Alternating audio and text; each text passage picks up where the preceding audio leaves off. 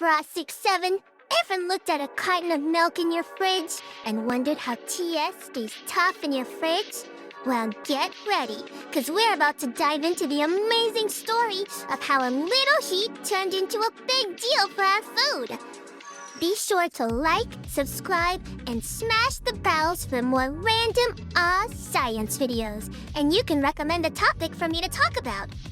Back in the olden days, before this epic quest began, life was, well, it was a culinary risk. Milk, juice, beer, everything would go bad super fast. They'd get this weird, sour taste, and sometimes they'd even make people sick. It was a big, messy problem, like a super difficult side quest nobody knew how to solve. But then, our hero, a brilliant French science bro named Louis Pasteur, stepped into the game. Guy wasn't even trying to save milk at first. His main mission was a massive research project on why wine and beer kept spoiling. It was a huge economic problem, and he was determined to figure it out. Armed with his trusty, super curious mind and a fancy microscope, he peered into the murky depths of some spoiled wine. And what did he find? Not just a mystery, but a hidden, microscopic world full of tiny, invisible living things floating around. He called them microbes, or germs. These weren't just random little things. They were the tiny troublemakers, the final boss of food spoilage, and they were making everything go bad. Seeing this, Pasteur had a genius-level idea. What if he heated the wine up a little bit? Not so much that it would cook and ruin the flavor, but just enough to defeat the tiny germ army. He tried it, and it worked like a charm. The germs were gone, and the wine stayed fresh for way longer. This wasn't just a win for wine lovers. It was a huge, world-changing breakthrough. Suddenly, people realized that they could use this legendary trick, which they named pasteurization, to make all sorts of food safer.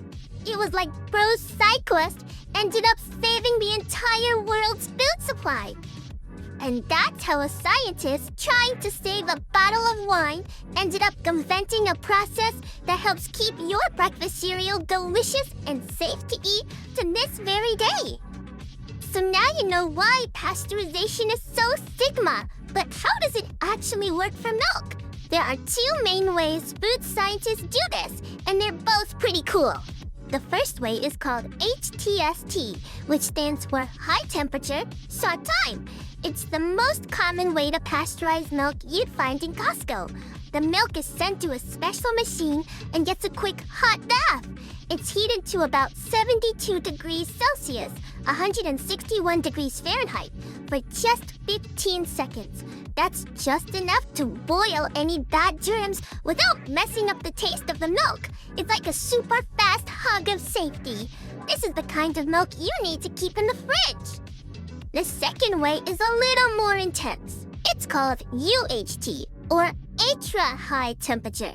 This is used to make milk that can sit on a shelf for months without a fridge, like the little milk cartons you might pack in a lunchbox. For this method, the milk gets a much hotter hug, up to 135 degrees Celsius, 275 degrees Fahrenheit, but only for about 1 to 2 seconds. This super quick, super hot process makes the milk totally germ-free and stable for a long time. So whether your milk carton is chilled in the store or sitting on a shelf, it's all thanks to these two clever methods. And they both do the same job, making sure your milk is safe, delicious, and ready to drink. So we've talked all about how pasteurization is a superhero for milk, but guess what? It's not just for dairy. This cool science trick saves lots of other foods and drinks from going bad too. It's like a secret agent for all sorts of yummy things in your kitchen. Have you ever had a glass of orange juice that tasted fresh for weeks? That's pasteurization at work. It zaps the germs that can make the juice spoil so it can stay safe and delicious for longer. It's the same for apple juice, grape juice, and all your favorite fruit drinks. And what about the eggs you buy? Sometimes, especially for things like liquid egg whites you get in the carton, they're pasteurized too. This makes them super safe to use in recipes and baking without any worries. It's all about making sure what you eat is as safe as it can be. Even honey sometimes gets a little heat treatment to keep it from getting sugary and crystallized too fast. And let's not forget about beer. That's right! The same process that Louis Pasteur used to save wine is used to make sure many beers stay just as bubbly and tasty as they should be. It's amazing how one little science idea can be so helpful for so many different foods. Okay, so now we know what pasteurization is and what foods it helps. But why is it so important to us? It's way more than just making food last longer.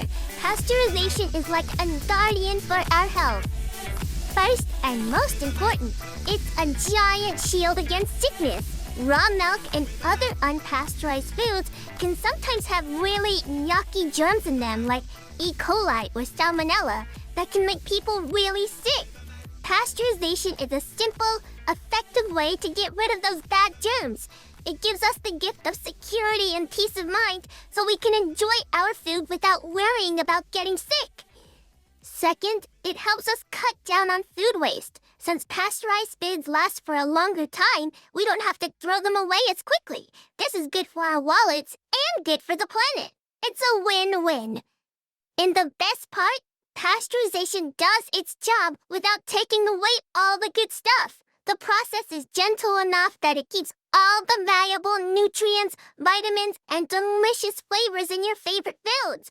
Your milk still has all the calcium, and your orange juice still has all the vitamin C. It's a simple process that gives us so many gains. It's truly a masterpiece of human creativity, and it's the reason we have safe, delicious, and nutritious food on our plates every single day. Here's more videos you can watch.